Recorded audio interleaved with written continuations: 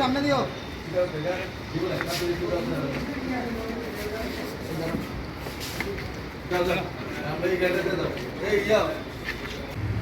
বাংলাদেশে কোন বাংলাদেশ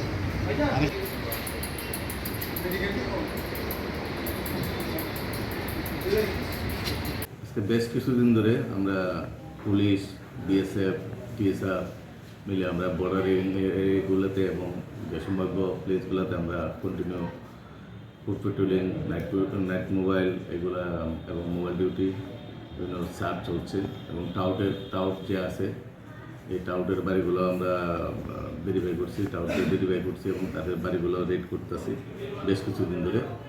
তো তাদের একটা অঙ্গ হিসেবে গতকাল সকাল থেকে 199 ব্যাটালিয়নের বিএসএফের হাতে 2 জন বাংলাদেশি ধরা পড়ছে এবং সেই বাংলাদেশিকে জিজ্ঞাসাবাদের পরে আমরা আরও 2 জন টাউটস ধরতে সক্ষম হয়েছে। এই 2 জন টাউট ছিল স্বপন গোয়াল এবং বিধান দেব, তাদের বাড়ি কৈলাসর। এবং যে 2 জন বাংলাদেশি ধরা পড়ছে তারা হলো মোহাম্মদ নূর এবং মোহাম্মদ আলামিন। তো তাদের বিরুদ্ধে আমরা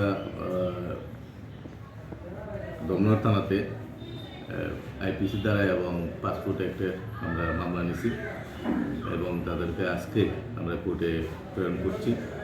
তো তারা কেন ইন্ডিয়াতে এসে কী উদ্দেশ্যে এসে তার বিষয় করার জন্য আমরা